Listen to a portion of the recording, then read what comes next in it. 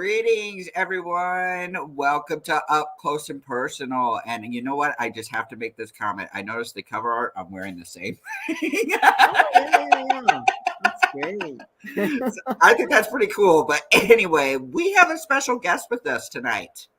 Her name is Jess. I actually want to recommend everybody follow her on TikTok because she is amazing. She is here today to tell us her story, and we're going to just have a really fun and exciting conversation.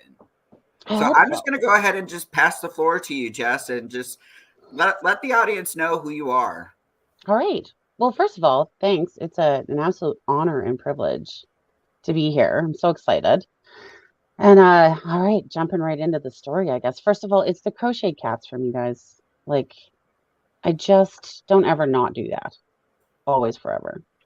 So my story is it's complicated and weird, but I don't think it is a story that isn't shared by many people, especially growing up in an era where, things started to be okay with coming out, but not really, So I grew up in Britain and moved to Canada. My dad is an engineer on boats, and we moved to a small town when we immigrated called St. Catharines, which is actually the home of Canada's most famous serial killers. I love Dexter to them. That was a good time. That's a whole different podcast, though. So, in those tiny communities, it is hard to come out. But I was always one of the guys. I was considered a tomboy, and which was weird in and of itself. And I didn't know any other lesbians, and I thought I had a really progressive family. My family comes from theater.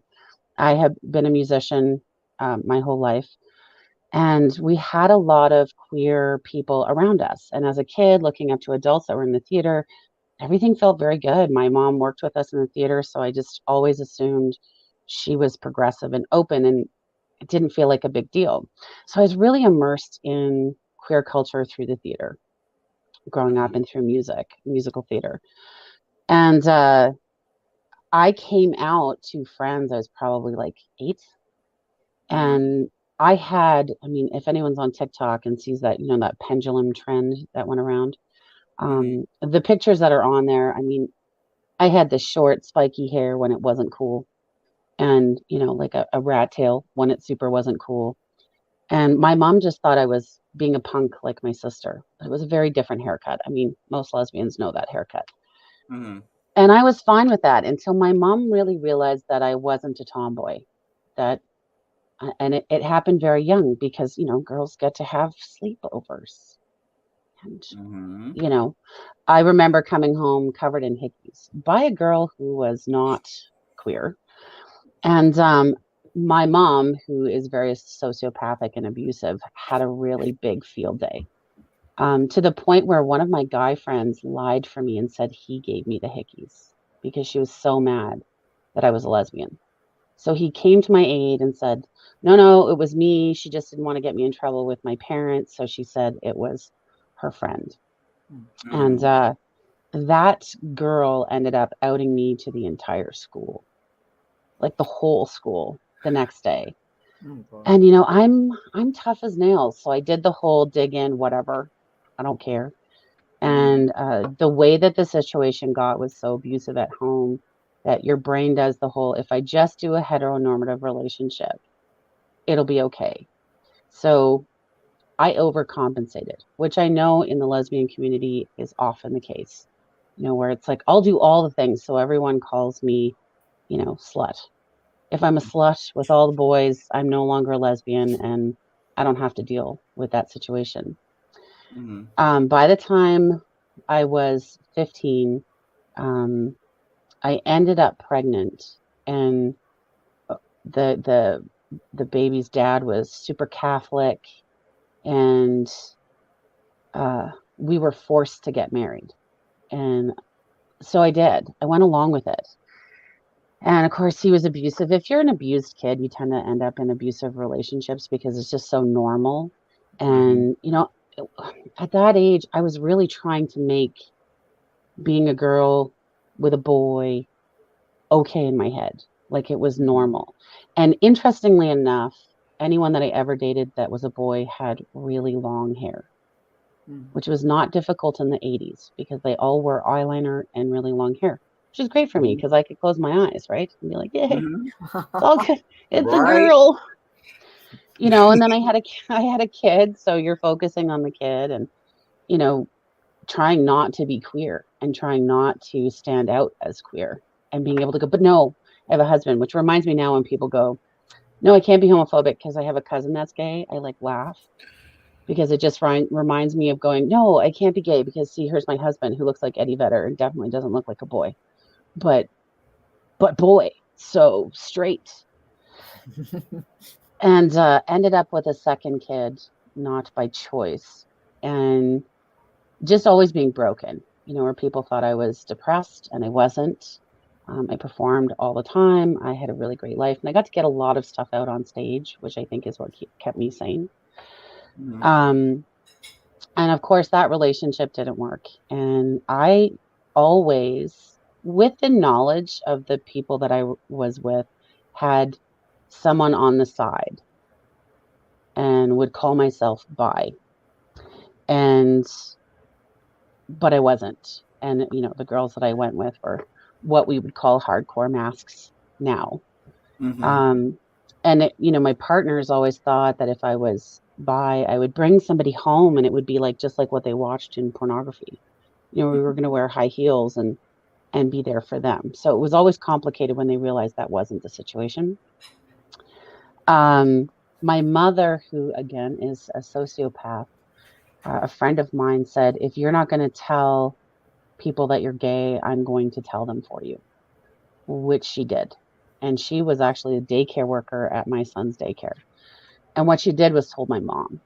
And my mom found out in Alberta, there is a program, it only ended about 9 years ago, that it was illegal to be gay with children here. It was contributing to the deviance of a minor. So my mother realized that if she had my kids taken away, they would go to her and she would make $5,000 a month per kid. So she decided that's what she was going to do. And she actually managed to get two of my kids. This was before the third one was born, in the program for about 6 months to get the money. And I had to go to a place where I looked so not queer, like really trying. And I'm a big girl. Even when I'm thin, I'm big, I'm tough. I'm tough. Like if I open my mouth, you know I'm not straight, right? So staying very silent. My family was really helping my mom because it was easier to help her than to get any backlash. I ended up winning after 6 months and getting my kids back. And my guitar player in my band actually married me to protect the kids, which ended up in a third kid. So because I felt guilty, and I don't think enough people talk about when you're forced into heteronormative relationships, that it was like, okay, like you have to play dad to these two kids that aren't yours, so here's the one that you want, you know? So, and we did stay married for 18 years, and because we played in a band and we wrote music, you know, sex wasn't a thing because we were able to have that intimacy from a different place, which was great for me, but obviously took a massive toll on him. So he ended up at the end with a severe meth problem and stealing money. And I feel guilty about his experience. 18 years of his life was doing it just to protect the kids. You know, he missed out on a big chunk of his life in this experience too. Um, and there was always that threat. So probably about every 3 to 6 months, my mom would go back into this place of she's gay. You need to take the kids away because she's gay. Oh, you know, it was a constant fight. You're constantly in that cortisol place. And of course, you're just going to do whatever to protect your kids, right? And as they got older, you know, and of course, they recognized stuff. My kids were definitely not stupid. And the day that my daughter graduated high school, which she graduated 3 years early, and she was homeschooled, and that moment was the day I said, I'm done. You're out. I was able to just breathe. I didn't care about ever having, a lesbian relationship out. I just wanted to breathe, and not be in that forced heteronormative relationship with men who were really angry at me because they knew the situation. I can't blame them. And that anger festers and turns into toxic, abusive spaces, right? But as soon as she graduated high school, and thankfully she was really smart, so she graduated 3 years early, and I was able to go, I'm done. And when I did meet my wife, a bartender asked my son, how do you feel about your mom being gay all of a sudden? And he laughed. And he has severe autism. He said, we were just confused when she kept dating dudes.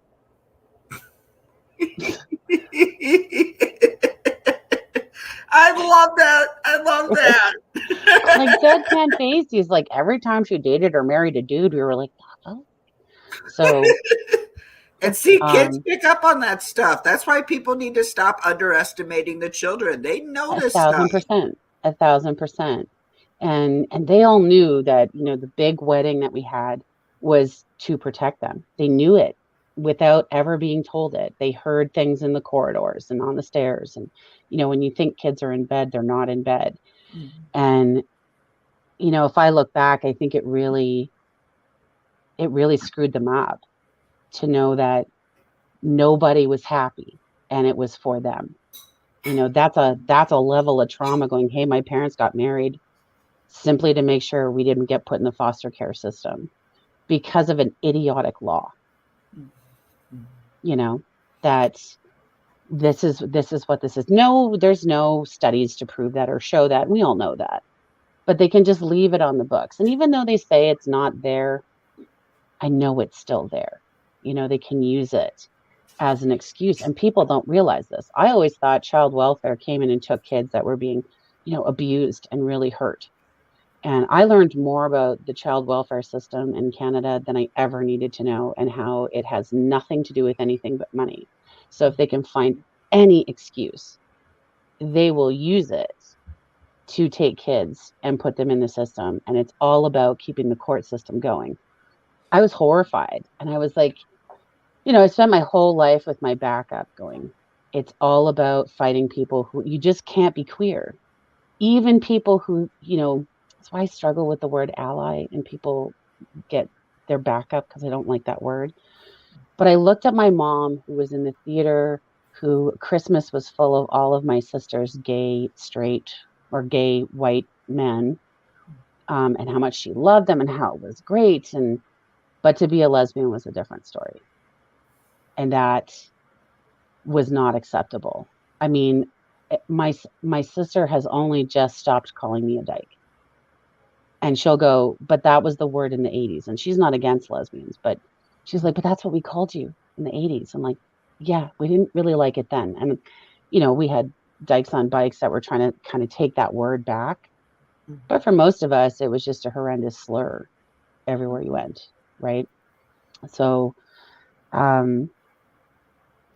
it was so weird for me to come out of the closet and be really proud, because I knew nothing different than just being proud of myself, to what I walked into. Every single friend that I had didn't want to be my friend, because if we had sleepovers, it was going to be this. And I was, automatically going to hit on them, because apparently if you're a lesbian, you're just attracted to anyone who's a female. Yeah. So there's no standards, there's no taste, there's no preference. It's just everybody.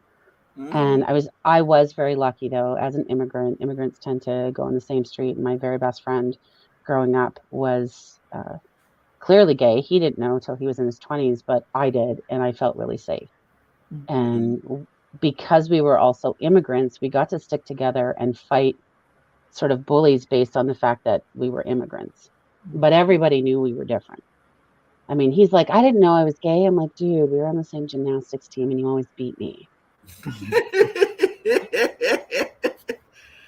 Like, if you're beating me, power of the gaydar, right? Right? I'm like, if you were beating me at the floor exercises and gymnastics, it's because your lyrical body to brain sense was impeccable. Yeah, we all knew. So I was lucky that I had him, right? And our parents, obviously our parents knew, so it was okay that we had sleepovers and hung out, and we were each other's rocks for a really, really long time. We still meet up all the time. But to be that, to all of a sudden being shoved back in a closet was something that, I mean, I actually counsel people, and it's law here that we have to have a therapist, which thank goodness, because it's a lot to unpack. Of it's not just society, it's not just your family, it's schools, it's all this other stuff. I was asked to leave high school quietly. They were like, maybe you should just go and do things at home and do homeschooling. You're really bright. It won't matter. And everybody wanted you to be back in some sort of closet, right? The big death threats and stuff like on social media don't bother me. I'm like, bring it. I really don't care. It's those little nuances of things, like the dumbest stuff. When you stand outside as lesbians, there will be probably 20 people at one time, if I stand out to have a cigarette, that ask Amanda and I how we have sex. And you're just like, It's what? like, why is it your business to know? Like, Right? first of all, like, I hate that shit. They do that with trans people too. There's like, well, how do you guys do that? Well, first of all, it's none of your damn business how we do shit. Like, that's very Right. personal and intimate. Like, we're not asking you how you guys do the business, so don't ask us. Right. It's like they think that they have an open invitation. And then when you don't want to supply the information, you get this now. Well, if you're not going to educate us, how can we be your allies? I'm like, stop making it where I got to give you intimate pornographic details or Right. you don't stand by human beings, So going back in that closet, and I mean, people used to say, I'm going to out you to your husband. And I was like, you can, he already knows. Like it's not, we talked about it. Right. But it was always that people are like, well, if you don't do this, I'm going to out you. It's like all this sort of ultimatum and threats all the time. And I really hyper focused on getting degrees and, um, you know, just being there for my kids. And like I said, my last one was homeschooled and it was a lot of work. And you have all that distraction. Then your kids grow up and you have no distraction. And you're like, oh my God. And it was good I actually really liked passing. I wore wigs to make my hair look longer and fuller so that people just left me alone, My first major girlfriend, when my husband and I finally split, I work in the Philippines. So she's Asian and an oligarch, and that had to be kept secret. You're right back in the closet because they can't have those relationships. In the Philippines, still not very open. And I don't even think homosexuality is decriminalized. So it's very Catholic. I teach there and I have a driver with a gun and he goes everywhere. And when I took my wife with me just before COVID, we went for a month and like, you need to understand this is not a place where you go, I'm out and I'm proud. Don't hold my hand. Don't hug me. Don't kiss me. No public displays of affection because you do not know who's standing next to you that will make sure that you're not here tomorrow. I'm like, we can cuddle and hug and do all that stuff when we get home. So it's hard. It's hard to be out. I mean, don't get me wrong. I'm out now. Like it's not just out. I'm aggressively out. Is that a thing? I don't think there is anything wrong with it, to be honest. Right? I'm aggressive with it and stuff that I never shut down before, like homophobic jokes and stuff like that, where, you just laugh along because you're like, if I shut it down, they're going to know. It's a big deal now. Somebody says something, I'm like, you know what? I had to stay quiet for 16 years and I'm not really the type of person that shuts up. So now I have a problem with it. Right. So, I mean, because there's a lot of homophobia, being disabled, there's a lot of homophobia in the medical system too, right? So, oh yeah, It's a Like it was once in the DSM and they took it out. And I mean, Yeah. the same thing is happening with trans people. We're in the DSM. Yeah. The fuck? Seriously. And I actually wanted to bring up something with that homophobia too. Like that stuff is all coming back now. I was reading a tweet from a kid that currently lives in Florida. Florida has been impacted the most when it comes to anti-LGBTQ legislation. Yeah. This kid was walking down. He was getting jumped. People were bringing back the F slur. Yep. And I actually stitched a video. There was a guy, a religious nutcase, by the way, talking about how they want to line homosexuals up against the wall and shoot them in the back of the head. Yeah, that was that evangelical Yeah. guy. Yeah. Yeah. And it hasn't changed. You know, have you guys ever seen the movie Practical Magic? I It's think a so. it's a terrible movie. Mm-hmm. But there's a whole piece where like Sandra Bullock's walking and all the kids are going, witch, you're a witch. And she's like, 100 years and you're still doing the same one. That is how I feel. Right? You know, it's the same where it's like nothing changed since the 70s. You guys didn't come up with new jokes or new terrible information that's not true that you made up in your head. You had all this time. And you're still going with this stuff. Like, so Dyke is back, you know? And I'm just like, really? Nothing new. There's so many new words. Right. There's a whole urban dictionary. And you're still going at this. You know? That's how I am with transphobes. They do the same fucking thing every time. Yeah. I'm like, can you guys just like go explore like what the concept of creativity is? Like, can you get out of your mother's basement? Like, do something because like this is the same shit. Like, I don't have time to listen to the same shit over Right. and over and over. I mean, you can come up with really good clapbacks because they give you the ability to just create a file folder of say this if, you know, like a flow chart. Mm-hmm. But they're still exactly the same. And what I have seen is so much of that bleeding over into our own community of where, you know, so we were talking before we started about I'm a lesbian that will wear trans gear to the point where a trans man on TikTok thought my wife was trans because we were so active about shutting down transphobia that he assumed that she was trans. And you get isolated within your own community in those respects. So I finally get out of having to be in a heteronormative nonsense relationship and all of the gobbledygook that comes with that. Back to just blatant homophobia. And then now we have all of this phobic bullshit within our own community and having to deal with that. Exactly. And that was part of the reason why I wanted to create a platform like this because I've seen it too. It's ridiculous. Like, when did we become a point where like now like we're being homophobic towards each other, transphobic towards each other? What the fuck is going on?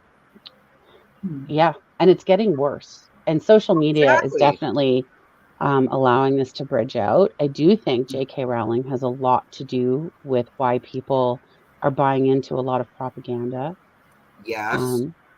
Because so many people related to Harry Potter and the Harry Potter books that anything that comes out of that woman's pie hole, they just eat it up. It must be true. That's so insane, though. But see, that's what makes the TERF movement dangerous is because she has such a high following. People buy into that shit and it's influenced everywhere else. Absolutely. Well, her words have been used in American law already. Her made up statistics of a specific one being 80% of trans people detransition.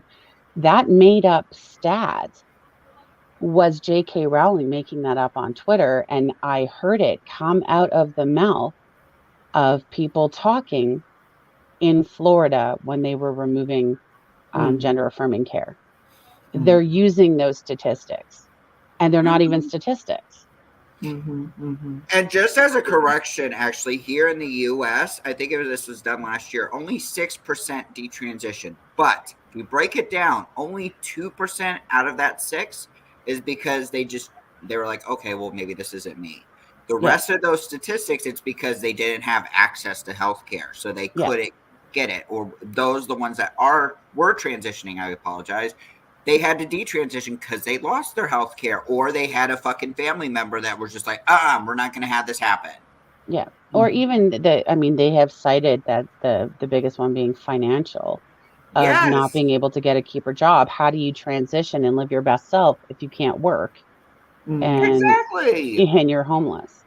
So I mean, the statistics don't even take in the biopsychosocial parts of why something like that would happen. Even when we're talking about children, out of 315 children that they studied, only one of them was like, no, it's not me. Right. But I attribute that to, we don't, the reason we need to discuss and have representation, and we need to talk about this so that queer kids can fumble through that. Just like there's an acceptance that heteronormative kids fumble through puberty and change and who they are before that time period, we're not given access to that.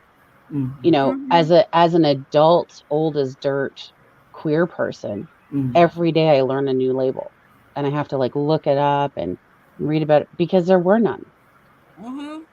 You were gay, lesbian, bisexual at that time was even considered just like sexual deviance from your marriage and was associated with swingers. It wasn't even associated with the community. Right. Yeah, but Right. they're doing So, that with poly now. Like, I remember I was at a job and like I was educating somebody about polyamory, and when I got confronted about it, I was like, "Why are you telling people about your swinging?" I'm like, "That's not what polyamory right. is." Like, the And fuck are you on? right. Well, and I think a lot of that comes from not hearing labels like that. Everything, as we know, is very media based. So, what you learned that you would consider polyamory was swinging. Drop your keys in the bowl. That's what that meant. Right. So, you have a generation of people now, like if we look at boomers, that's what they think about things. Gay men are the stereotypical gay men, lesbians ride motorcycles and beat people up. And then everything else is whatever they saw on TV. And the problem with a lot of people in the boomer generation is they really like the excuse of, well, I'm old, so I don't want to learn. See, and I was saying this actually, I think I said this last week. We have a generational divide. We got a Mhm. fucking generation, and I am referencing the boomers that are basically telling us that, oh no, y'all need to shut the fuck up because we know best. We've lived longer. We have the experience. You guys don't know jack shit. And Yeah. they actually refuse to accept that the society has become advanced. More conversations are getting dropped. It is just like they're just stuck. They don't want to actually like humble themselves and just be like, okay, maybe we Yeah. really should listen to these people. And then you got another generation, which I'm actually proud to be a part of. Like, we're using our voice. Nobody's telling us to shut the fuck up. Like, we're tech advanced. Like, we're able to get shit out there. And Yeah. like, there's other issues in the world, and they're bringing awareness to it. Yeah. But yet, we're still getting told to shut the fuck up. Yeah. But they're not. They're fighting back, and that's how it Yeah. needs to be. Which I love. Even the Gen Z stuff that they're doing is Yeah. fantastic. So, even okay, so my youngest, who is in med school, um, started. She saw a billboard, and it was a pro-choice billboard. And she called me and she's like, "Hey, is abortion legal in Canada? And can you like, drop off a baby at a hospital?" And I was like, "Well, it's 2021 at the time. I'm like, you should be able to. I'm like, you see it on TV, people dropping, and it wasn't the case. So dropping a baby off at a hospital or a fire station here was illegal. You will be found and prosecuted Wow. to the fullest extent of the law." Oh wow. So we had an exorbitant amount of dumpster babies. And any given time here, it's minus 50. So it's not like, and it's just brushed under the rug. So she decided the only baby drop off that they had was very Catholic. It is a Catholic thing. So she was like, absolutely not. Especially this is when all of the bodies were being found in residential schools, to try and do something away from Catholicism. So she actually created baby box drops along all of Canada. So the first one was in Alberta, that are through fire stations, non-denominational, and are not part of Child Protective Services. Mm. So, and that the girls who do this have time to think about it and all of this different stuff. Super proud of her. And she's in school for neurosurgery, and she called me not that long ago, and she was like, "You're gonna be really mad at me." I'm like, "What? Why? What did you do now?" She's like, "Well, I changed my major and my specialty from neurosurgery to gynecology." And I was like, "Why?" She's like, "Well, because I hear you talking to all your friends and how there are no clinics for trans people to come into the clinic and be confident and comfortable that this is not being stuck in a gynecological office with a bunch of pregnant women and having to deal with that and having to discuss it with someone who doesn't understand that, no, we don't need to wait to see if change your mind to have a baby." In Alberta, we still have, like, to get a hysterectomy, they like you to have your husband's signature. Like, they will really go through the whole process of, well, we need to talk to your husband. It's like, what? So, and that was part of being heteronormative too, is that you needed a husband's signature even to get a mortgage until not that long ago. So she's decided that her goal is to open clinics where there be specific days where trans people can come in, where they're not bombarded by pregnant women and, can feel comfortable and get access to the care they need. Right. So what's great is that it reminded me that when you think kids aren't listening, they are listening. So that Gen Z generation is like, we're not so loud, but we're going to do this though. And we're just going to make it happen, and we're going to do it underneath, and then it's just going to be there. And what do you do about it? Which I think is fantastic. And I think if all the generations just like went, okay, we all have skills, let's bring them all together. The boomers specifically they want to hear. Yep, they're going to do whatever they want to do. I mean, I'm not going to say that all boomers are bad. No, okay, definitely not all. But a good chunk of boomers that are there, and I'm talking to more people that have that power to actually make a change. They're the ones that are stuck in their ways, and they're reinforcing this to other boomers, and it's basically created this divide. And as you said, Sukaru, it's by design. This division is by design. Yeah. And people need to realize that. Why do you think these conversations are coming into place? It's because they know that we're going to talk about it. And essentially, they're out doing their thing. And now look what's happened. Yeah. Yeah. Well, and they control a lot of the vote. Yes. That's what bothers me. I mean, we're trying to get young kids out to vote, but they really still have the majority voice on voting. And not realizing that at this point, I never used to care what people did politically. I was like, your politics are your politics. Now I'm like, no, your politics affect my existence. So no, it's not just about making it more complicated. You're affecting existence in humanity. And you need to just sit and listen, So then it becomes everybody's backs up. Nobody's listening. Yeah. So I'm sitting here and I'm kind of and don't worry, it happens every time. But so I am Generation X. So I'm 51, right? So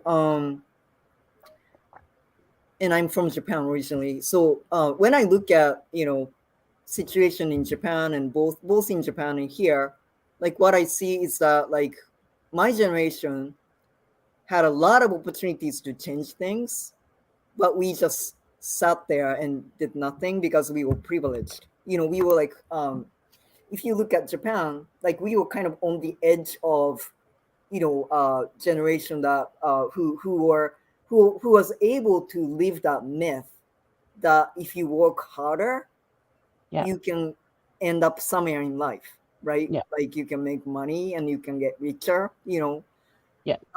and after my generation, that disappeared because Japan's economy collapsed completely, right? So, but we were privileged, and I feel like we should have done more to change things because we really had opportunity.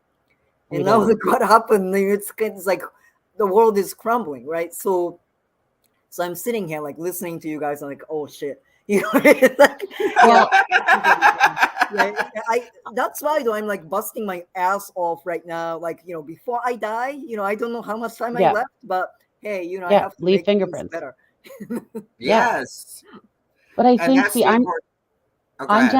I'm Gen X too. And I Oh, think, okay, again, great. like my story, we were like, just keep your head down and get things done and don't rock the boat. And Yep. everything was still volatile. We were privileged, but there was a lot of punishment Yep. for what occurred and not a lot of resources. I mean, if you got kicked out of your house as a queer kid in the 80s, Yep. there wasn't anywhere to go. Mm-hmm. So we did as we were told because we were kind of ruled by fear, Right. not just in your own households, but externally. So I think a lot of us went into, if we get this done and we make a lot of money, then we can build centers and we can do this. And then, well, we were being lied to. It was like work your ass off and still be poor. So we didn't get to the place of, and that's why we're here now going, no, now we have to be loud.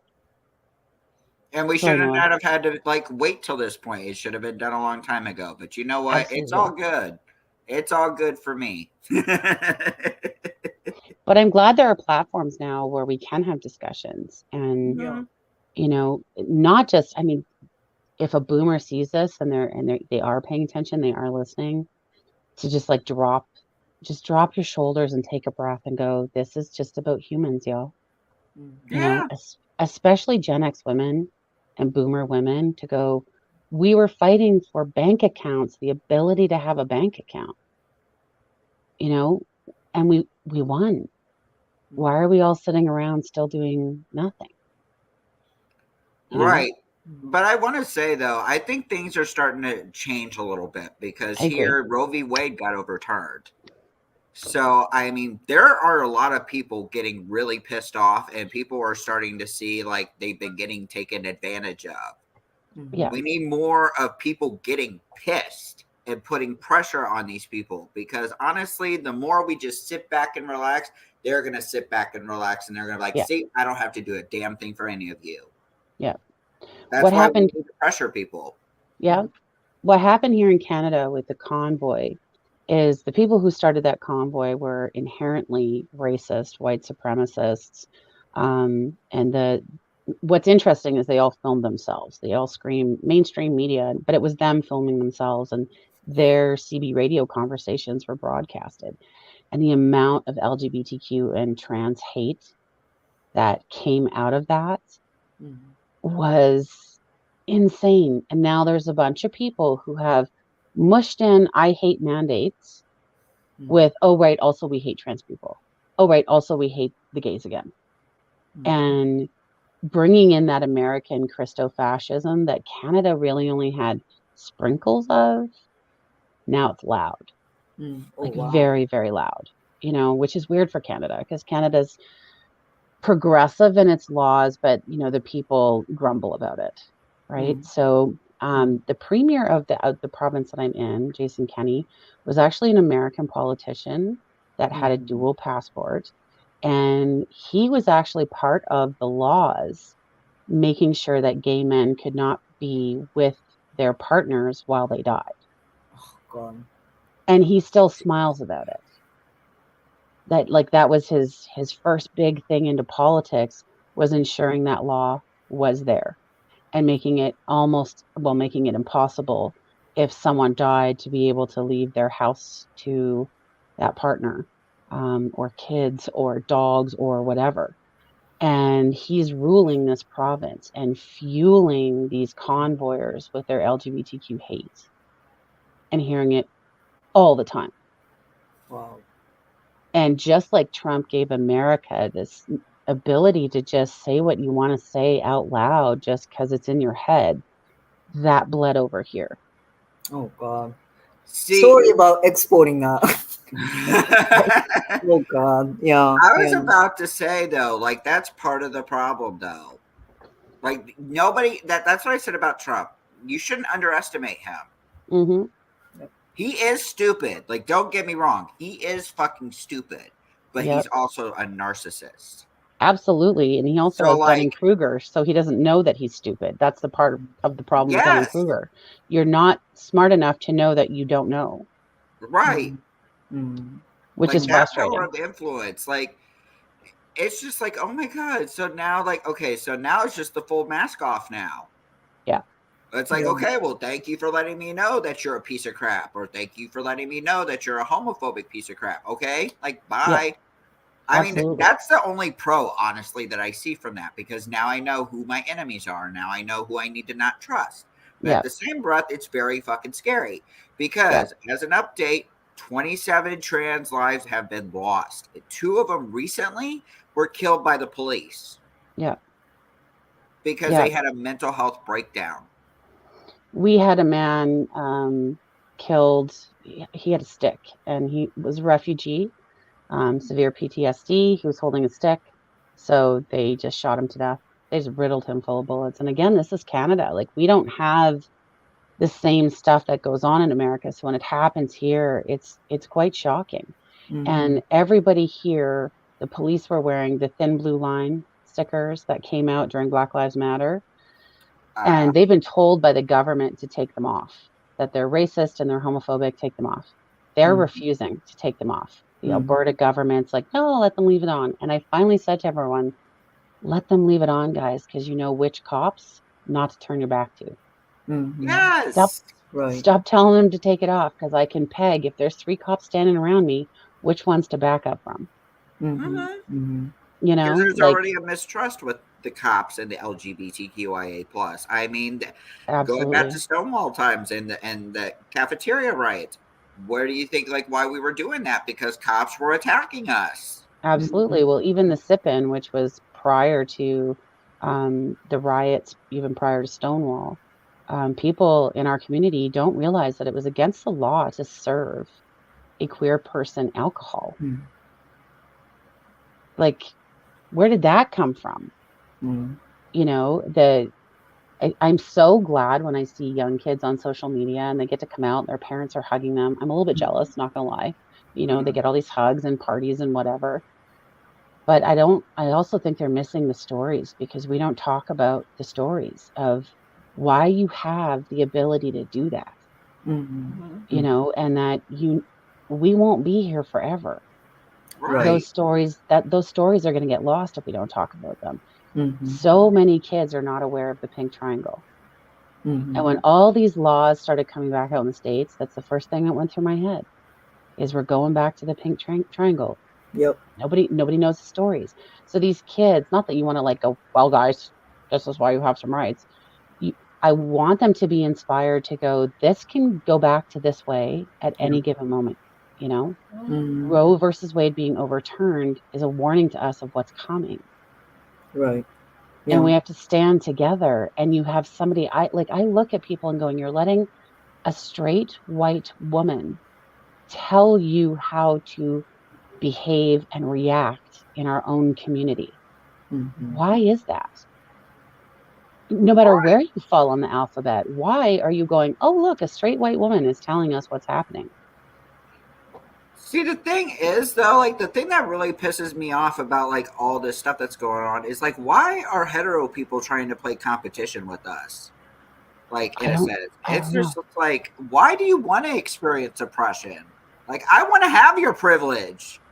I call it oppression LARPing. I want to be able to go to work without getting discriminated against. I want to be able to use my voice without getting fucking, like, dehumanized. I cannot even talk today.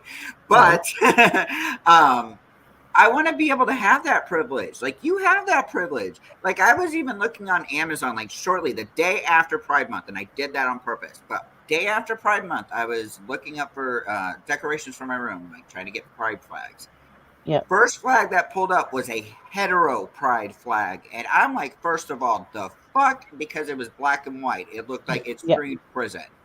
Like, well, I don't like the ally flag for that reason. I'm like, why is the A on a straight pride flag? And why does everyone think this is okay? Why do you need a flag? But they oppression LARP, right? They want to be oppressed. That's why they ask us, well, what rights don't you have that we have? Because they think marriage was it. Like, the fact that we have the right as human beings to live ourselves authentically, period. But they don't know what that authentically is. They think authentically is that we quietly can get married now and maybe adopt a kid or get a surrogate. And if we just shut up about it, then they won't notice and they won't care. And that's what they want, is quiet queers. Right. Yep. Yeah. And I recently noticed the because of social media, the fight is global now. It's not contained within the United States, or it's not Yeah. contained in any given country. And I say that because two things. Okay, so as I said, I'm from Japan, and I often talk about the situation of LGBTQ plus in Japan. So I always tell people like how horrible Japan is in terms of like there is no law, no legal protection against job discrimination or housing discrimination, whatnot, for LGBTQ plus community in Japan. Yeah. And so I've been telling everyone that, like, in the United States. Well, I recently found out, though, because I was kind of doing research. I mean, in some states in the United States, I mean, yeah, we LGBTQ plus people do not have protection against job discrimination either. We can get hired, we can get fired for Yeah. being the member of the LGBTQ plus community. So things are not that different, if you look into it. Also, I was shocked that what's that account? Lives the The live libs of TikTok, the yeah lives vile TikTok. garbage account. Okay, so I What? found out there's this Japanese person who lives here, like myself, and this person, and I think it's she translates religiously like everything that Lives of TikTok puts out. So she translates that into Japanese, and Right. TERFs in Japan are using that, as a talking point. So I'm like, wow, this is really, this is very serious, because it's not really, it's a global fight, Right. and I think that's why, like, we need to pay attention, like, what's happening in other countries as well, Absolutely. because we must, form a united front, just like the opposite sides are doing. They are very Yeah. good at that. Because Very they are good. very good at, like, very simple, frightening messaging. They're Yeah. very good at scaring people. So that's why we Absolutely. need to unite and fight together. What I think is really interesting is that the alt-right really created, especially around the COVID vaccine, this whole sheep, going back to the sheep scenario. So people who are really falling for this propaganda really believe they're the ones not falling for the propaganda, which is frightening. You know, Mm-hmm. Right. they'll call everybody else a sheep. It's like, but we're the ones not listening, though. We're the ones saying, listen, we're all humans. Even if I don't like you, you have the right to exist, Right. you know? But they're so easily persuaded by propaganda. Mhm. And there's not enough. I mean, even when I look at media is the queer stuff is very hypersexual, or Mhm. very, very geared to queer people, like Pose, very geared to queer people. So they're not getting the exposure of just the exposure. And Mhm. even when something does happen, like Disney having a trans actress, they blow it so far up that the right is so angry about it that they can't even just stop. Like, if we just let the person be trans in the show, Mhm. Mhm. they would start to chill out and go, oh, I didn't even notice. But they're not having that exposure. They're getting the fanfare 6 months before a show is released. You know, the Mhm. companies aren't talking. My sister's in the film industry. So she was the makeup designer and makeup artist for the movie Prey. And I'm a huge activist here on clean drinking water and MMIW in Canada, and going to rallies. So when they did this, I sat with her and made sure every single makeup that she did would be part of a tribe at that time period, that she was really aware. They even brought on a producer who was Comanche to make sure everything was how it should be. And people watching that movie have no idea how much, and that's owned by Disney. And Disney's terrible in its own right, but it's almost like they're trying. They went, that was a big screw up. And it not trying like, I'll try for you guys to go, Disney's really great. This is all behind the scenes stuff that no one would ever know. Like, making sure all of the rap guests were by local Indigenous artists instead of going to the mall and buying stuff. Like they really were putting in the time and effort. There's a television show being filmed right now, Joe Pickett, terrible show, cowboys and stuff. But they have made all of the name tags for all of the crew with pronouns. And one of the stars in the show is non-binary. So people are starting, there are people in that generation that are starting to call and ask. My sister will go, I don't understand the pronouns. She was trying really hard. She did a Facebook post that was like, so I saw this beautiful girl, she, her, and then her boss, owner, part owner. I was like, what are you, like, stop putting everything in brackets now. Like, she was trying so hard, it was weird, right? I'm like, just relax, which she's getting the hang of it and has stopped calling me dyke. I mean, it did get to a point where I was like, okay, I'm going to physically hurt you though. Like if you just don't stop saying it, which I think is great. I had a friend from back like 25 years ago that I played in a band. He's in oil and gas here. And he called me out of the blue. I was like, hey, what? This is weird. And he's like, listen, I have this huge crew. I know there's some non-binary and trans people on the crew. I need to know how to address a crowd of 30 people, or if I'm having an in-depth conversation that how do I approach this? And I was like, so people who you would never guess are actually calling people. And he did it because he saw all of my Facebook stuff. So he was like, I thought there would be no one better to talk to. So the stuff that we do, the activism that we do, does reach people that you don't think it's going to reach. Right. But I think a lot of it is, it's hard to get past the anger. I'm angry. I'm angry at my own community. I am so angry at the lesbian community for their behavior. So it's hard to get past the anger to just educate. Right. Because like we were talking earlier, like the lesbian community is getting a bad rap now because of fucking TERFs. Yeah. They've been infiltrating that community and the gay community, and they've been turning everybody against each other. And that's why the TERF movement must come to an end. Because if they do not come to an end, they are going to be our demise. Yep. Agreed. 1,000%. And because lesbians, because of the work, I mean, a lot of people don't know why the L is first. And that was because of what we did during GRID and during the AIDS and HIV epidemic, like being there because of lawmakers, like the person who runs our province. We were there holding hands, and the marches that we did to end stigma, So people kind of went, oh, lesbians fight for what's right. And now the TERFs are getting into lesbians' heads. It's like, no, people think you're correct when you say this stuff. When I see people in our own community going against trans, and this is where I got sort of labeled a bigot, was because I said, literally, if you are not standing for everybody in our community, get out. Get out of it. Right. Starting things like, lesbian, gay, bi alliance. What is wrong with you? Like, what is wrong with you? How often are trans people really affecting you?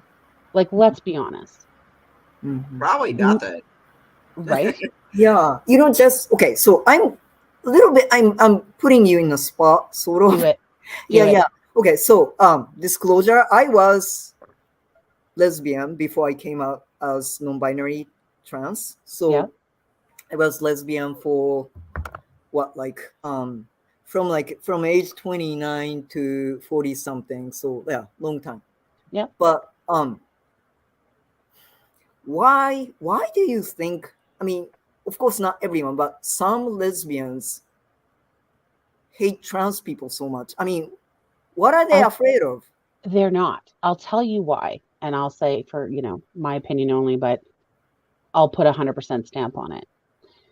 The gatekeeping that happened in our community throughout 50s, 60s, 70s, 80s was predominantly white gay men.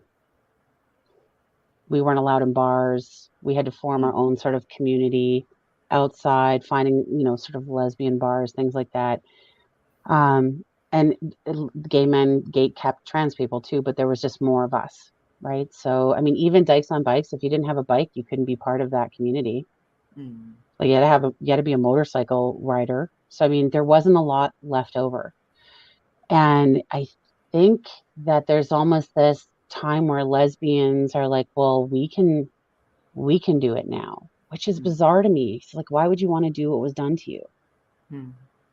But it's like when the bullied people become the bullies. You know, I don't think any lesbian hates trans people. I really don't. I mean, a lot of trans men that I know were lesbians, knowing that it didn't click, trying really hard to make lesbian work. Because ever since all the letters, we're all just trying to fit into the letter, right? But it became a place where even when I see the lesbians that are like all over J.K. Rowling and like having luncheons with her and stuff, I'm like, you just want to feel accepted by people that didn't accept you, and you'll run over anybody to do it, just like was done to you. And it's bizarre, but psychologically makes sense. Like if you break it down just into psychology, it makes sense. So people like me are going, guys, like, do you remember that time? What are you doing? Our role, our major role in this community has always been standing up for the groups in our community that were being downtrodden, including the gatekeepers. They didn't want us in their bars, but they sure as hell wanted us in their hospital rooms. And we were the community that could go, it's okay. We let it go. We're here in the moment.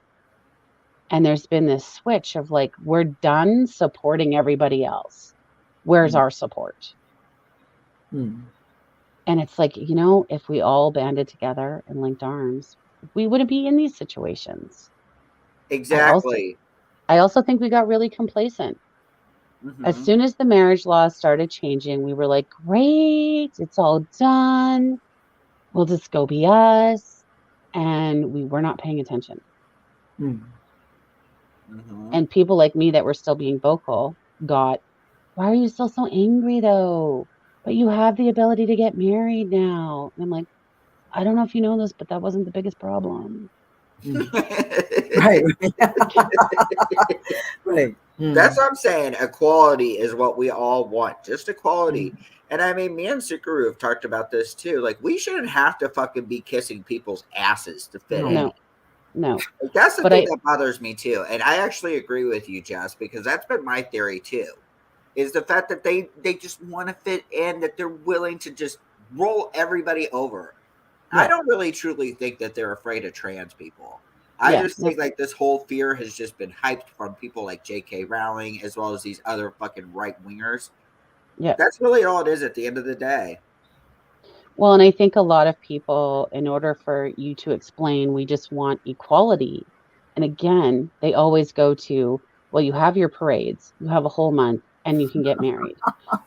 Because they don't understand what that privilege looks like. Those nuanced privileges of, I want to be able to go to work and just go to the bathroom without it being an issue. They don't understand that living with serious anxiety to go to the grocery store or to use a bathroom is where that equality is important.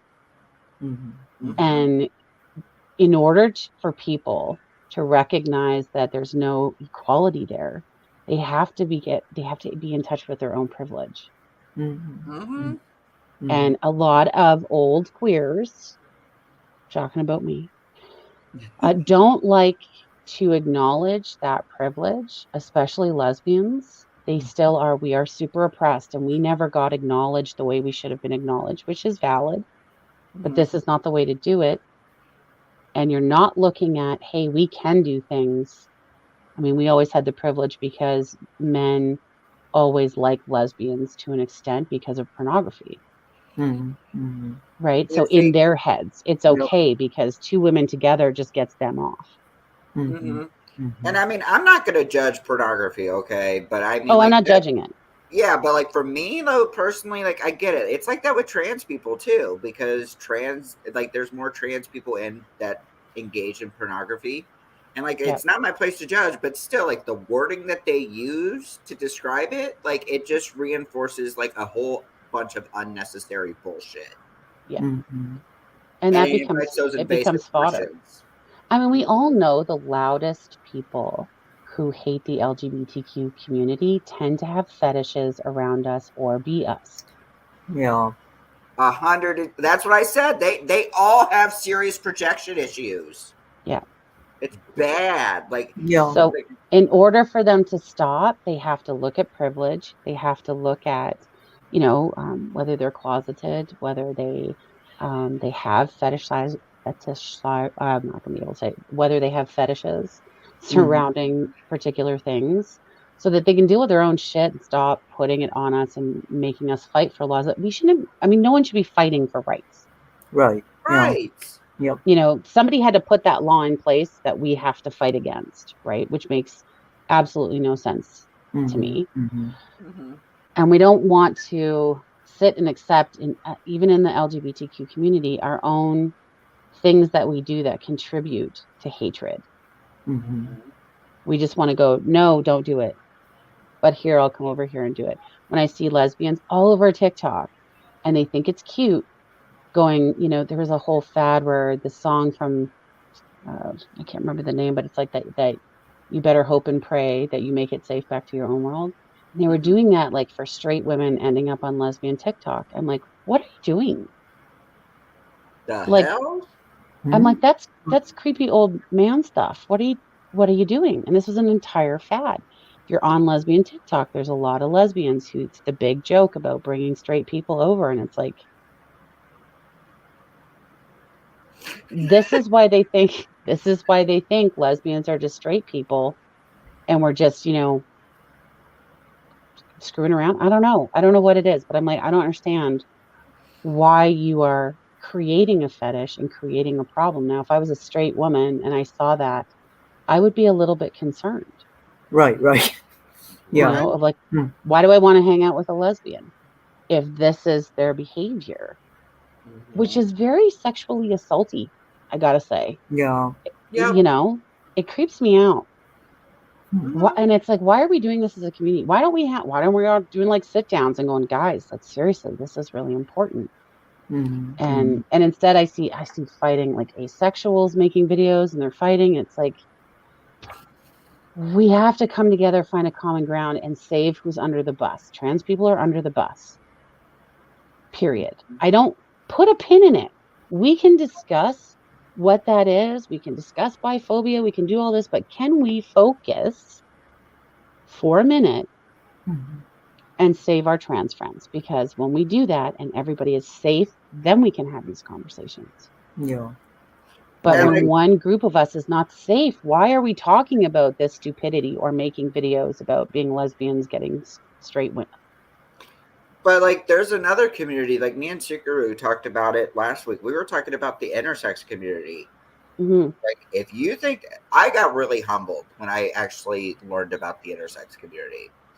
Yeah. Yes, the trans community does get it bad, but the intersex community, they get it so much worse. They're not even discussed. Doctors don't want to help them. They get discriminated. They have a hard time fitting in. There's not like a lot of advocacy when it comes to the intersex community.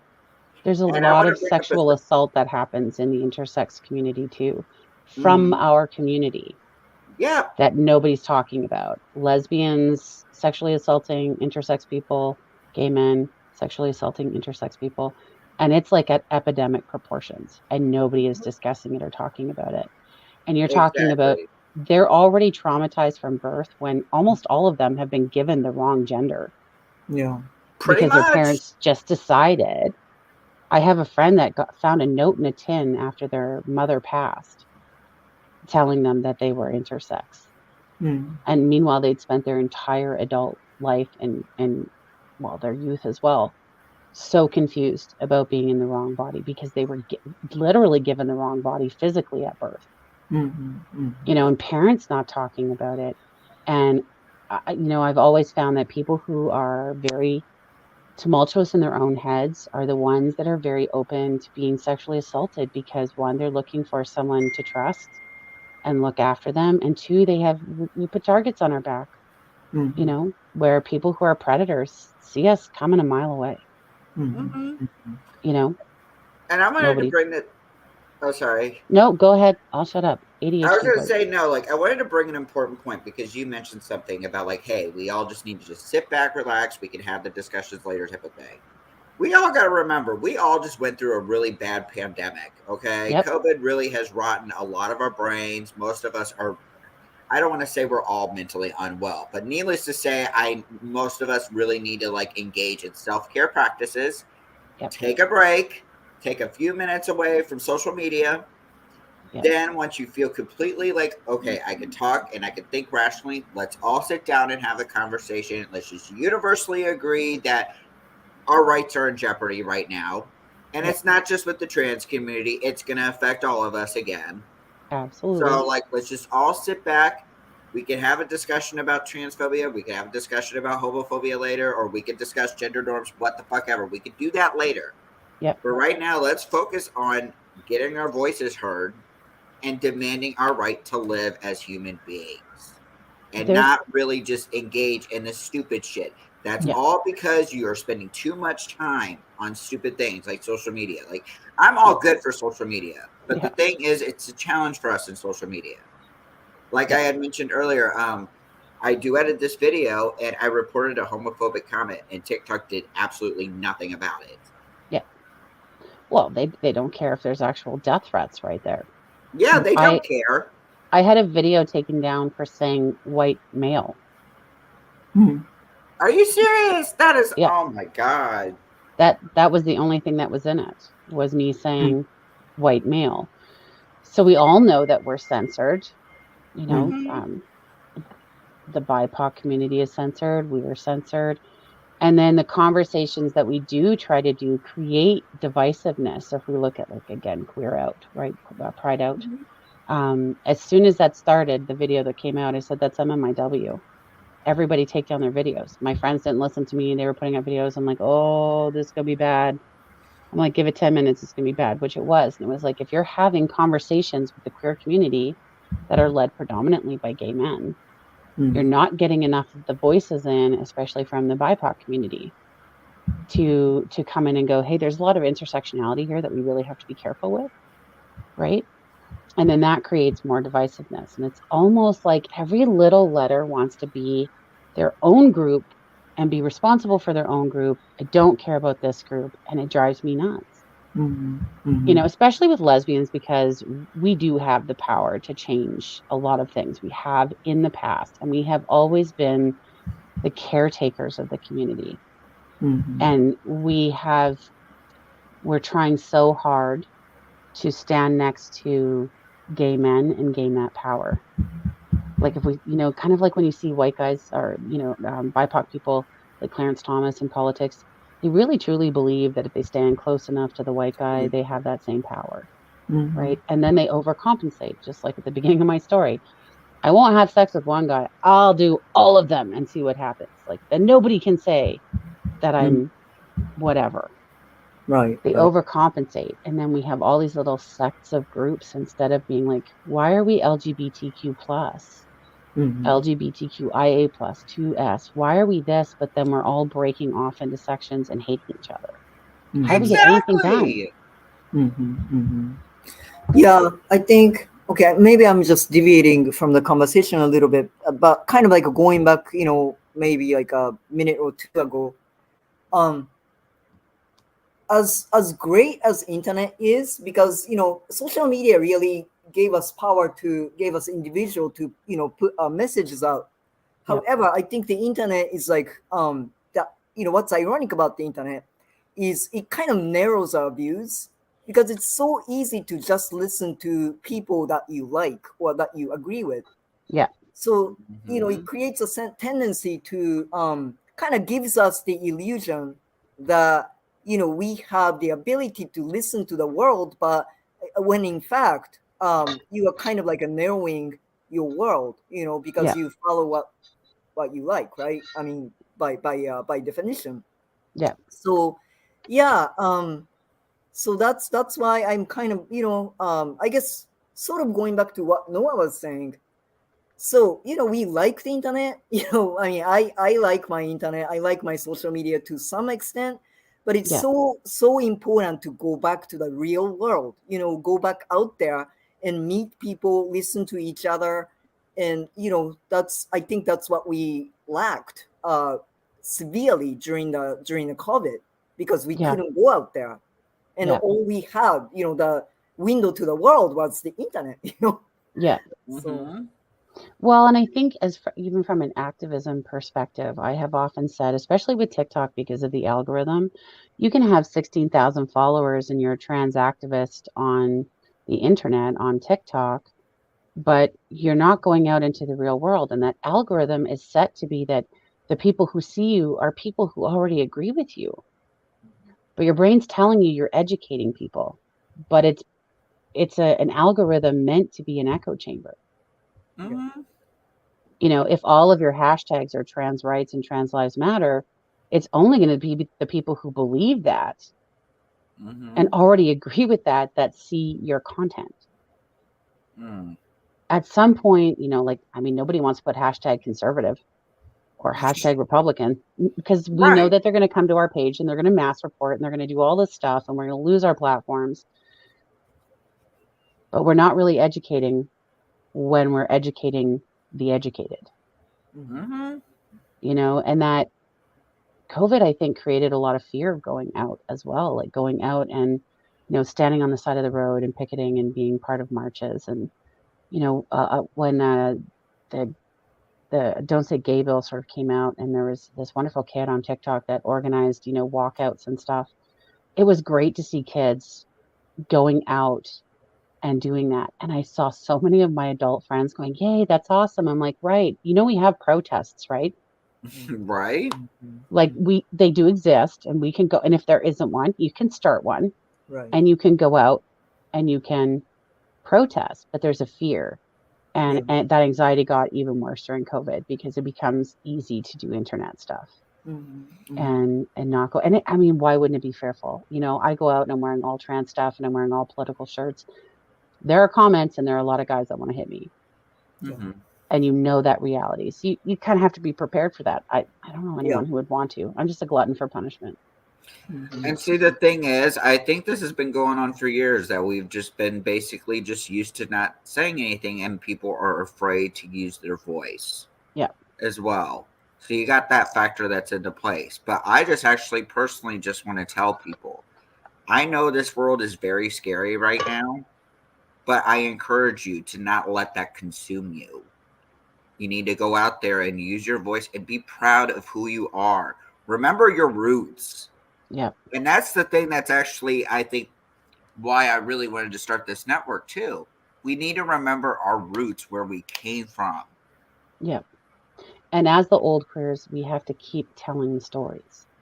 Yes. Especially like for me as a lesbian, there's not a lot. If you look back at all the old pride photos, it's a lot of gay men. There's not a lot of lesbian stories. There's not a lot of representation of why we fight and different ways to fight. We don't fight like men. We fight differently, and that it's okay to fight like a girl and to step up in our own communities, even if it's not walking out and, being in a march because you're afraid of what can happen, but turning to the lesbian beside you who is talking about J.K. Rowling and explaining why they can't do that, and shutting that down and changing from all these different levels. We all have the ability to have that voice.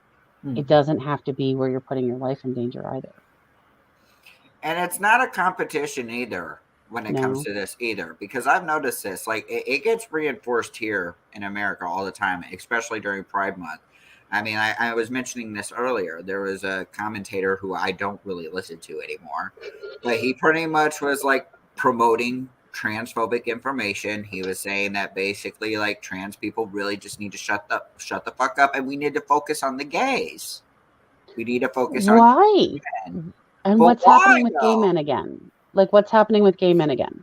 Like, why That's gay what I men? want to know. What the fuck is happening with gay men? There is nothing going on with gay men right now.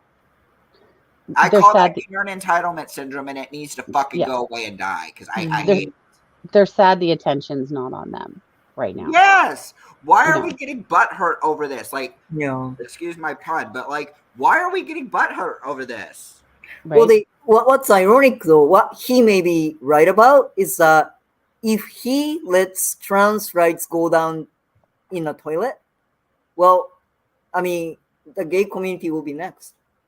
Maybe they'll be like at the end of like a very, the very end of the chain, but it'll come to you. So yeah, but they really don't believe that this time. They know it inherently because we watched it happen before. Mm-hmm. But again, back to my original why I believe they're doing this is because if they throw everybody else under the bus first, they really hope that politicians will just be tired by the time they get to them and go, oh, you guys are old hat. We know that now. It's fine.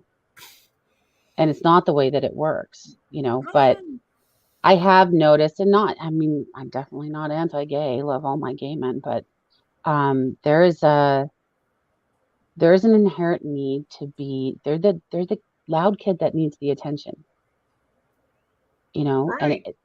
for a long time, it was about them. And as a parent, I can say if you have a kid that's sick and that kid, because they're sick, gets all the attention because you give your attention to the sick kid. The other ones that are healthy are really annoyed. They cry louder. They want more things because they feel like their cup is not being filled, right? Mm-hmm. So it is hard for those that have sort of been at the top of the food chain to step back and go, it's not about you.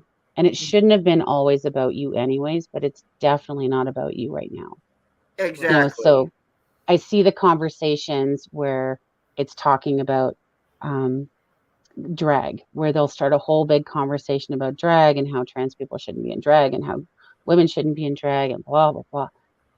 Who cares?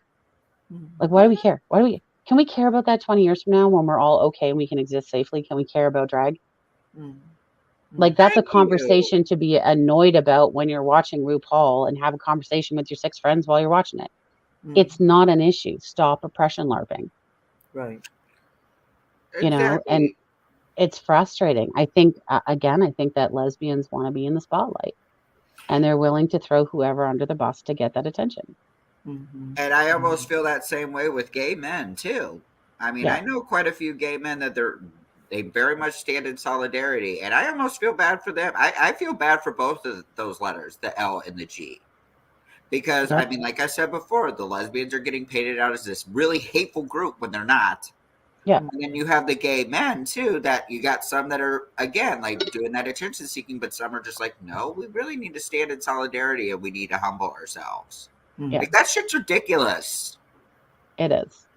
And it's gross because we have been on the receiving end. Trans is the new gay from the 70s and 80s, right? So yes, we know better because we watched it, we lived it, we fought it.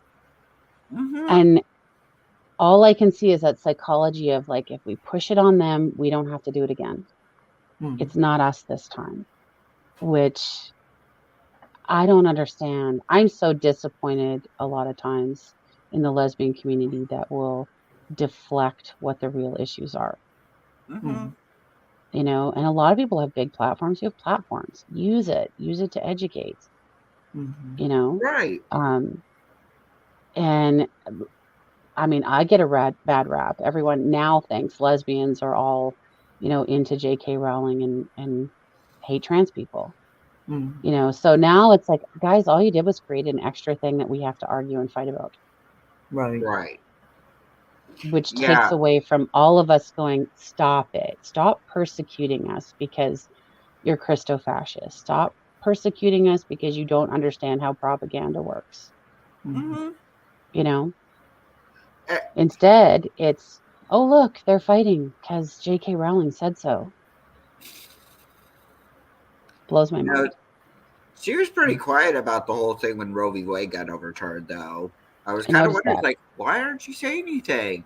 If you're a feminist, then you would be paying attention to that type of shit, no matter where the fuck you are. If you were a feminist, you would be talking about it. The fact that she was pretty much silent on it speaks volumes, and that is exactly why she is not to be taken seriously. 1,000%. She is not a feminist. I checked every single day. It took her about 4 days to make a tweet, and it was really vague. And I was like, she's not a feminist, she's a misandrist, but she's a misandrist that really wants that heteronormative fairy tale thing from being sort of dumped with 3 kids and being on social assistance and, stealing her books so that she could write them and become a millionaire. she still really wants that dream. So that's not feminism. Right. I hate the fact that men didn't love me and I haven't dealt with it in therapy. So I'll do this instead. We were just talking about that, weren't we, Sukuru? About Yeah. about No, J.K. Rowling and like she's her a trauma. very scarred individual. Yeah. Yeah. And you know what? It's okay to be broken, Yep. but talk I'm about broken. being I'm broken. broken and Yeah, proud. absolutely. Me too. Me too. But talk about being broken and talk about the steps that you're doing to unbreak yourself. Not, Right. I'm going to take this out on another community and get a lot. I can't believe how many people in our community follow her and boost her tweets. I'm horrified. I mean, I am an insomniac, so I spent a good portion of my nighttime taking on J.K. Rowling's minions and having usually I go until they're like, okay, fine, leave. I'll keep going. I'm like, I got nothing better to do. It's 4 o'clock in the morning. My favorite one from them, though, honestly, see, okay, so when I go on Twitter, like before, okay, so I used to have a Twitter account. It was a pretty good following on there. But every time that I made a tweet about J.K. Rowling, I would have to lock my account because TERFs would sit there, screenshot my tweets. They would go sit there. Actually, one of them, the funniest one, well, you're sitting there making like slander and shit like that. We're going to go ahead and call the Scotland police on you because you're like spreading all this garbage. I'm like, the fuck? It's in fine print. That's what it says. The fuck are you talking about? Or they'll go sit there and say, well, actually, more women have actually been more endangered than trans people. And it's like, okay, where's your science? Yeah. And then the thing with that too is they like to focus on anatomy, which is why I actually called TERFs groomers. Yeah. Yeah. It's Because like if you're gonna very, be so focused on anatomy, like what does it fucking matter? You obviously have a deep psychological issue going on, and this is the only way you can express it. I mean, it's clear as day. which is interesting because women for so long, especially as feminists, have been stop objectifying me. That's been the argument since 1970. Stop objectifying who we are. I am not my reproductive system. It's still the argument with Roe v. Wade. Stop objectifying me. I am not a uterus. Okay. So why can't you move that slightly forward in the brain to go, oh, also trans people are not their genitalia. They're not their systems. So they already know.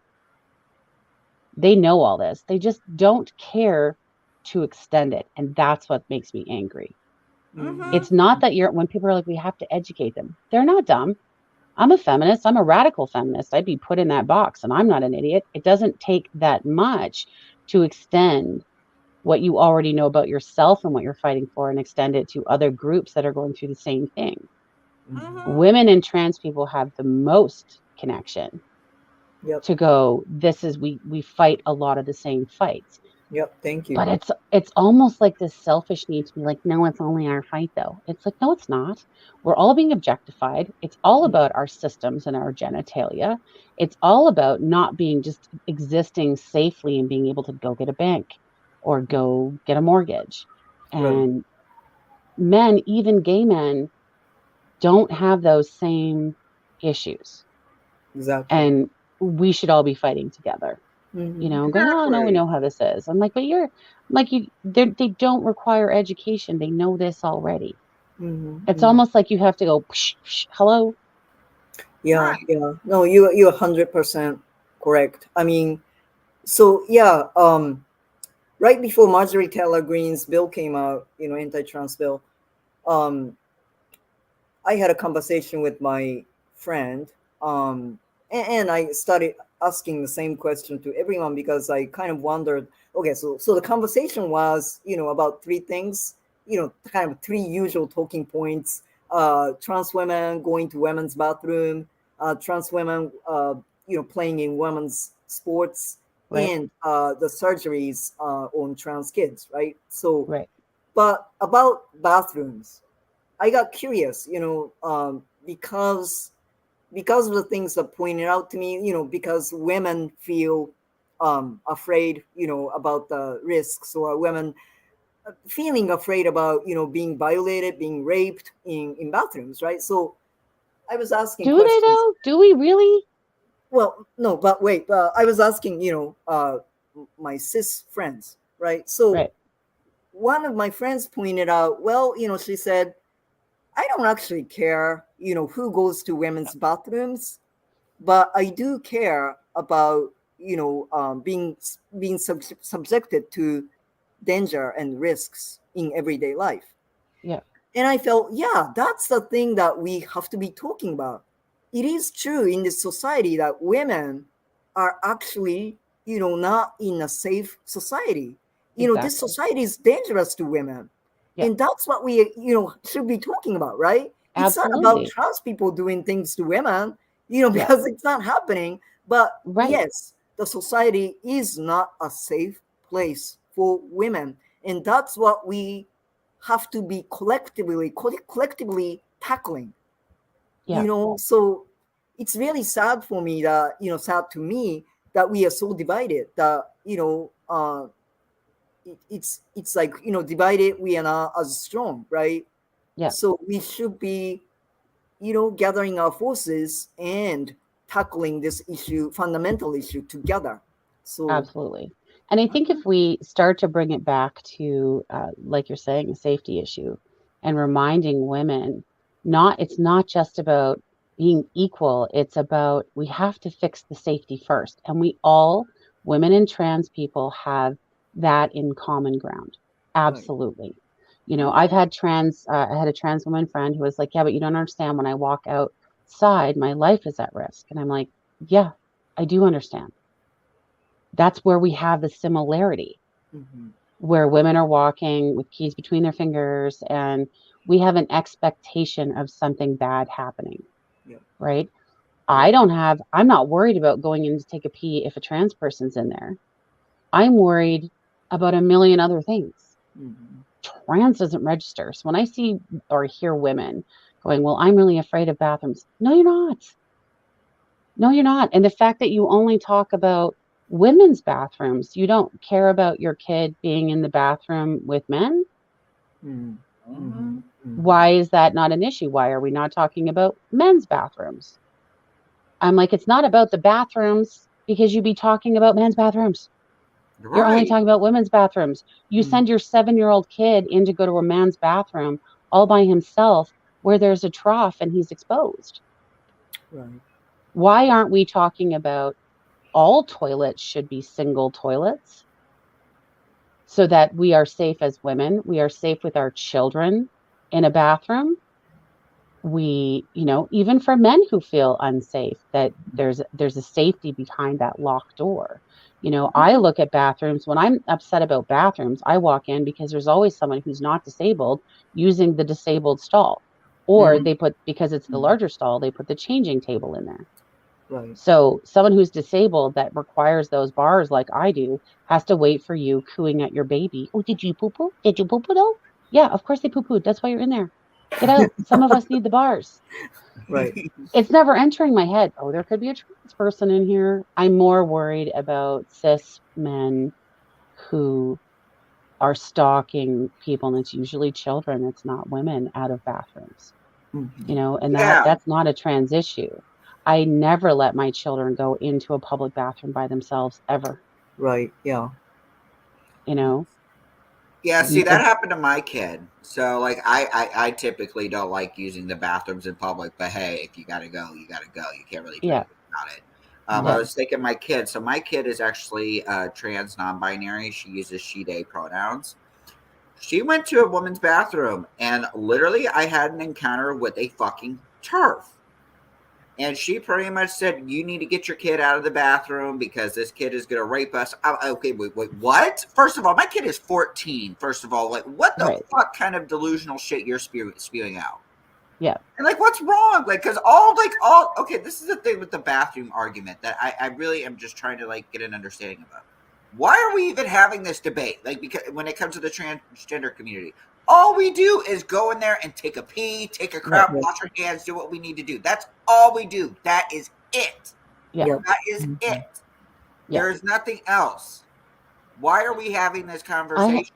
I have no idea. My sister, and again, grew up in theater family, so my sister is definitely not homophobic or transphobic.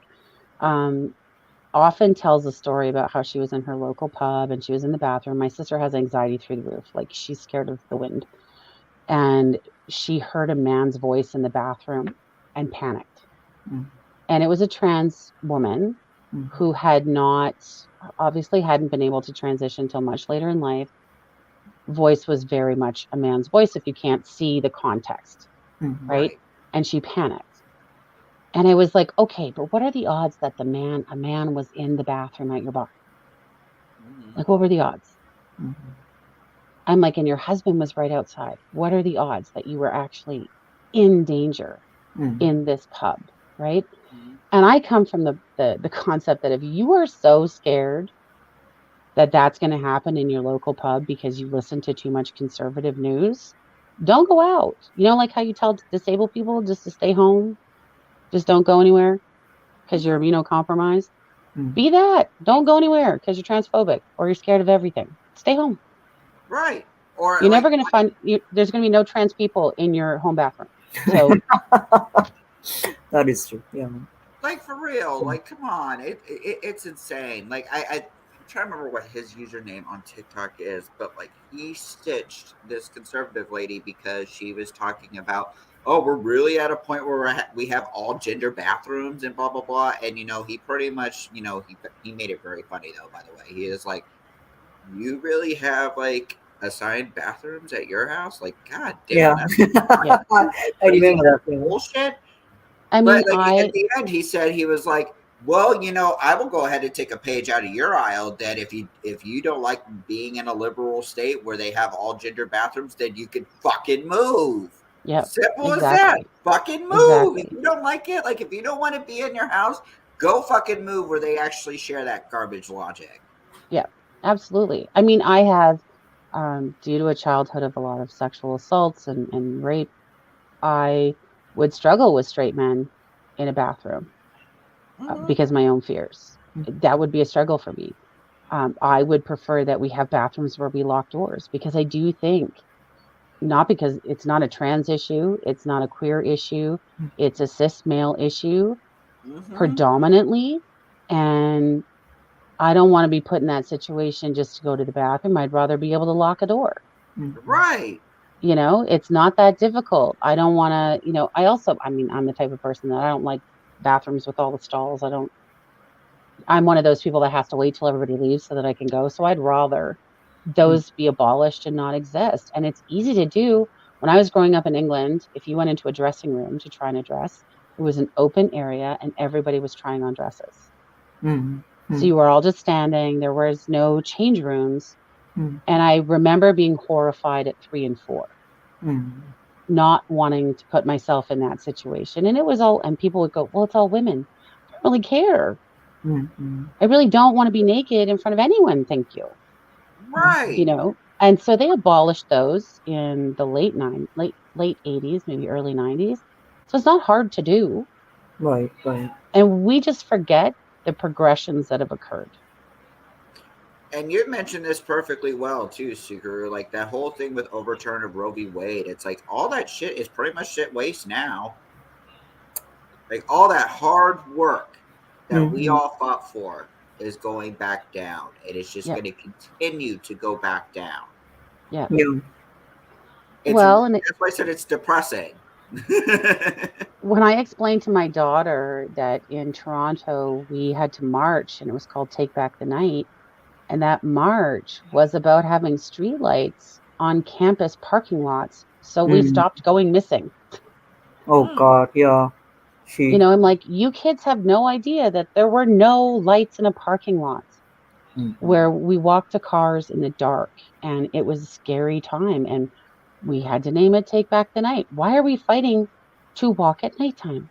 There's so many bigger things. And for me, women are so tied to trans people. Yeah. We have the same issues. We especially have to link arms. It's like, in a sense, it's like they're taking the fear from cis people and they're projecting it onto trans women. It's like, okay, Absolutely. let's just take this real. Like, okay, trans women are not the issue. Cis men are the issue. We Yeah. need to be talking about cis men. Me Yep. identifying as a guy, cis men do scare me. They Yeah. do. Because a lot of, I'm not going to say all men are bad, of course. I know that there's some that are legitimately good. Yeah. But like a good chunk of them, they're very predatory. And it's But just like, I don't know who the good ones are. Right. It's not like Right. they're Yeah. not wearing a tattoo that says I'm one of the good ones. And I yeah, mean, it's a systemic issue as well. So that's why, yeah. it's kind of like a, I mean, sorry to bring up, okay, I'm not sorry actually, but, okay, so, some white people say that shit all the time, right? Because Yep. some white people say, well, I'm not racist. So, don't talk about any, racism to me. Well, I mean, it's not about that. I'm not really talking about you. I'm talking about systemic Yep. racism, The same here, I'm not saying like all men are bad, but that doesn't change the fact that we have to talk about, Right. sexism that exists in the society, and Yeah. what risks and danger that brings to women.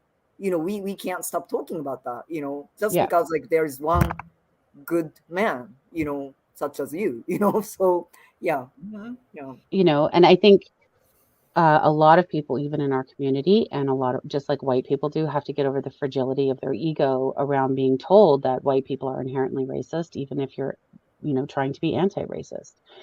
You have to get over the fact that you think it's a personal attack on you, that you're the one that people are talking about. We're talking about this needs to shift. I don't think anybody as a whole group is bad. It's the fact that that's not the problem. The problem is we have to fix this, and everybody, get over the fragility. Lesbians getting over the fragility of like trans people are important. And I even look at stuff like not even safety. I think a lot of lesbians hate. We always had the, well, straight man can't take care of the women, so get a lesbian. So then along come trans men, and we're like, well, how dare you? That's our slogan.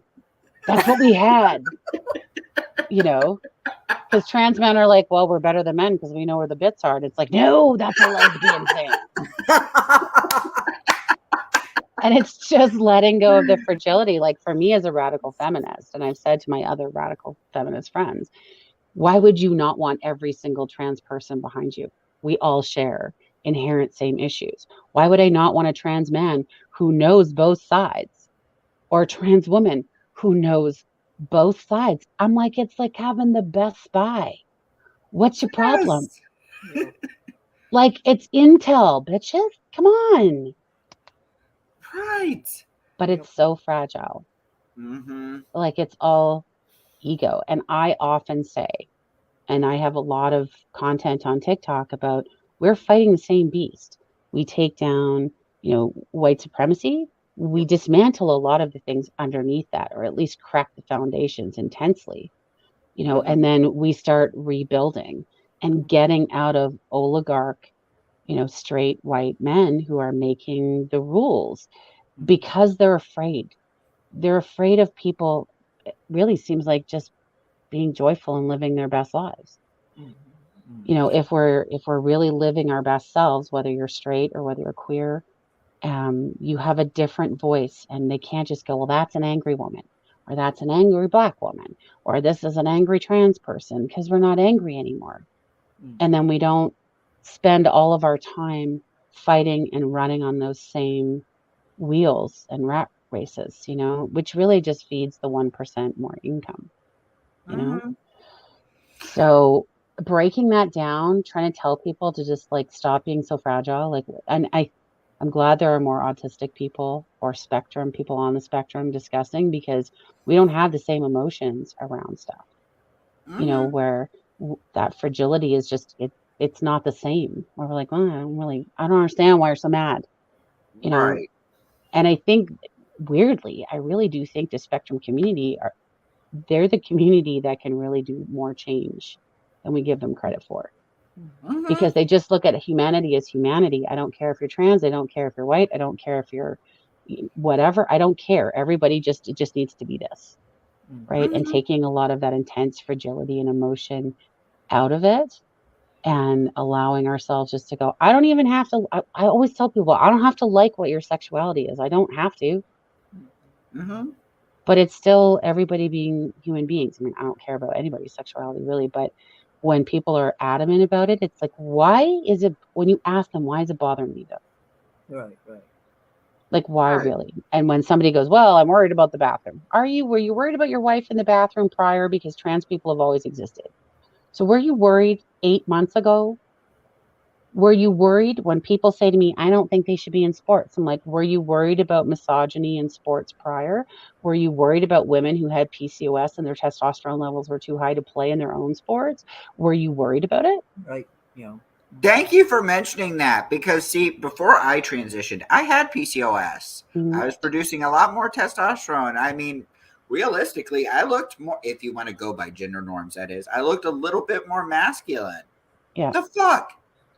So they That's didn't care that you wouldn't have been able to play in women's sports at elite levels because of your testosterone levels, because they had it down to micrograms. I think it was 0.05 micrograms of testosterone in the system, which someone with PCOS or even going through early menopause would not be able to play in their own gender for those sports based on hormones, right? I'm like, did you care when kids like Nadia Comaneci were so overworked and exhausted that they weren't actually going through puberty, that they were winning all of these awards, even though it was child abuse and we were actually creating puberty blockers by exhaustion?